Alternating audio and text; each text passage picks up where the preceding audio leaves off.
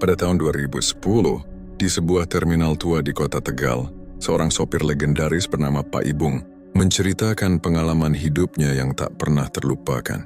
Bukan sekadar mengemudi atau mengantar penumpang biasa, ia pernah menjadi pemandu bagi seseorang yang mencari kekayaan lewat jalan gelap pesugihan. Korban pertama yang ia antar adalah seorang mantan pengusaha bernama Jaya.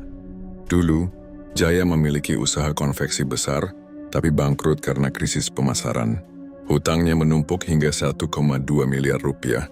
Ia putus asa dan nekat mencari cara lain dengan pesugihan di Pulau Nusa Kambangan. Jaya datang bersama istrinya yang selalu menangis.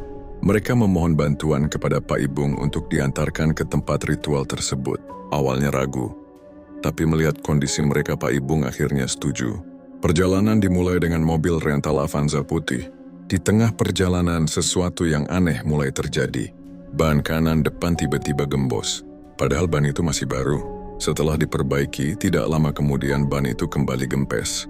Ini terjadi berulang kali, dan saat sedang memperbaiki ban di tengah hutan Bumi Ayu, Pak Ibung melihat hal yang membuat bulu kuduknya merinding. Istri Jaya, yang seharusnya ada di dalam mobil, tiba-tiba berdiri di depannya. Tubuhnya dipenuhi bulu, matanya merah menyala. Bibirnya tersenyum mengerikan, tapi ketika kembali ke mobil, istri Jaya ternyata masih ada di dalam. Tak pergi kemana-mana. Malam semakin larut, perjalanan dilanjutkan. Sampai di Cilacap, mereka menyeberang ke Nusa Kambangan menggunakan perahu. Di laut, ombak ganjil menghantam.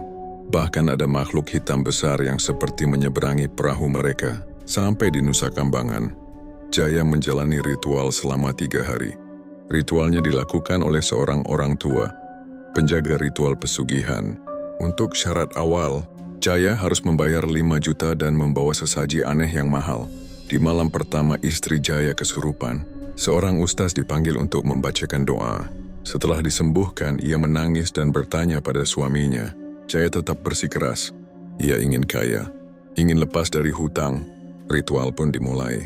Di tengah hutan gelap sesaji ditata. Di sanalah Pak Ibung melihat ular besar dengan mata merah yang melingkar di sekitar sesaji. Setelah ritual selesai, Jaya mendapatkan hadiahnya. 3 karung uang. Uang asli, rapi seperti dari bank.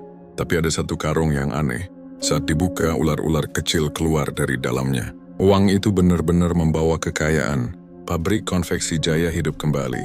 Rumahnya megah. Mobil-mobil mewah memenuhi garasi, tapi hanya beberapa minggu setelah ritual, anak perempuan Jaya meninggal secara misterius. Tubuhnya biru dan melepuh, bau mayatnya sangat menyengat, seperti bangkai busuk. Dan seminggu setelah pemakaman anaknya, Jaya sakit parah, tidak bisa disembuhkan. Bahkan rumah sakit terbesar di Jakarta tak mampu menolongnya. Sebelum meninggal, Jaya meminta Pak Ibung datang. Katanya harus ada saya. Pak Ibung datang. Ia melihat wajah Jaya yang telah berubah. Hitam, matanya melotot. Bau mayatnya menusuk hidung. Selama 7 hari 7 malam, Pak Ibung tinggal di rumah Jaya. Setiap malam, bayangan Jaya muncul di depan pintu, berdiri, menatap kosong. 6 tahun kemudian, harta Jaya habis. Ludes, terbakar bersama rumah dan pabriknya. Kebakaran hebat yang masuk berita. Yang tersisa cuma 1 motor, dan istrinya menghilang. Pak Ibung menyesal. Saya tidak akan pernah mengantar siapapun ke sana lagi. Karena harta dari pesugihan adalah nyawa. Kini jika kamu mendengar cerita tentang sopir legendaris yang bisa mengantarmu ke Nusa Kambangan, hati-hati. Mungkin itu Pak Ibung.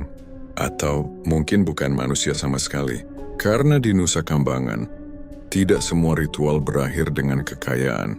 Beberapa berakhir dengan dendam. Dendam dari alam lain.